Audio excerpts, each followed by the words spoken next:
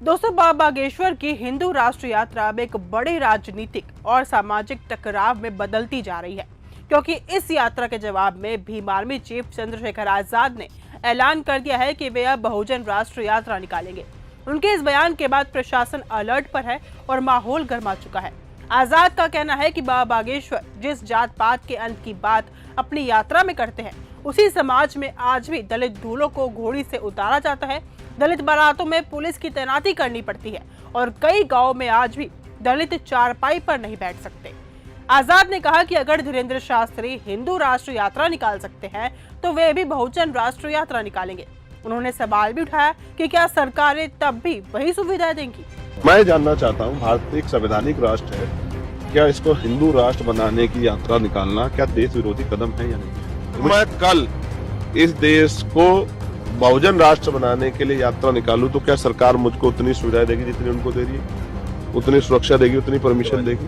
Bhim army का आरोप है कि बाबा बागेश्वर की ये यात्रा सामाजिक सौहार्द के खिलाफ है। साथ ही ग्वालियर और भिंड प्रशासन को चेतावनी देते हुए चंद्रशेखर आजाद ने कहा कि अगर बाबा बागेश्वर या उनके समर्थकों द्वारा संविधान निर्माता बाबा साहेब अम्बेडकर के खिलाफ दिए गए बयानों पर कार्रवाई नहीं हुई तो उन्हें सड़कों पर उतरना पड़ेगा। उन्होंने मांग की है कि बाबा के समर्थक अनिल मिश्रा पर SC/ST एक्ट लगाया जाए और भिंड की घटना में NSA के तहत कार्रवाई की जाए। ग्वालियर के SP और कलेक्टर से कहना चाहता हूं स्पष्ट तौर पे कि आप बताइए कि एक असामाजिक तत्व, एक ऐसे व्यक्ति को जो पूरे अंचल की शांति सामाजिक सौहार्द को बिगाड़ने का काम कर रहे हैं, आप लोग उसके खिलाफ क्या कार्रवाई कर रहे हो?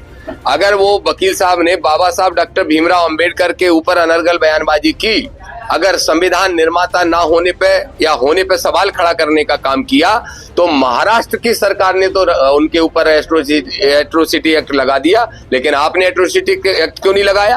तो हमारी दो मांगे मोहन सरकार से हैं और ग्वालियर के और भिंड के प्रशासन से हैं। तत्काल प्रभाव से भिंड के SP NSA लगाएं अटेर वाली घटना में। और दूसरी मांग है कि यहाँ पे जो मिश्रा जी एक वकील साहब हैं जो बार बार अनर्गल बयानबाजी करके शांति फैला रहे हैं, उन पे एट्रोसिटी एक्ट लगा के उनको जेल भेजने का काम करें। नहीं तो जो आंदोलन भीम आर्मी आजाद समाज पार्टी के साथियों ने स्थगित किया, संवैधानिक व्यवस्था को देखते हुए, लोकतांत्रिक व्यवस्था को देखते हुए हमें फिर सड़कों पर उतरना पड़ेगा और फिर हम सड़कों पर उतरेंगे तो प्रशासन संभाल नहीं पाएगा।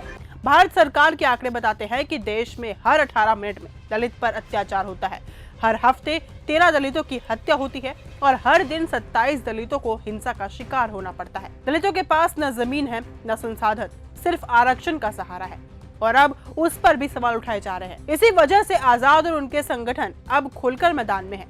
दोस्तों, बड़ा सवाल यह है कि क्या बाबा बागेश्वर की हिंदू राष्ट्र यात्रा के जवाब में चंद्रशेखर आजाद की बहुजन राष्ट्र यात्रा देश में एक नई वैचारिक जंग की शुरुआत करेगी या फिर ये सिर्फ एक राजनीतिक प्रतिक्रिया बनकर रह जाएगा?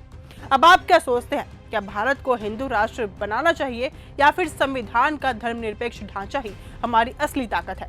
अपनी राय कमेंट में लिखना बिल्कुल ना भूले। फिलहाल के लिए इतना ही। देखते रहिए न्यूज़ गंगा। नमस्कार।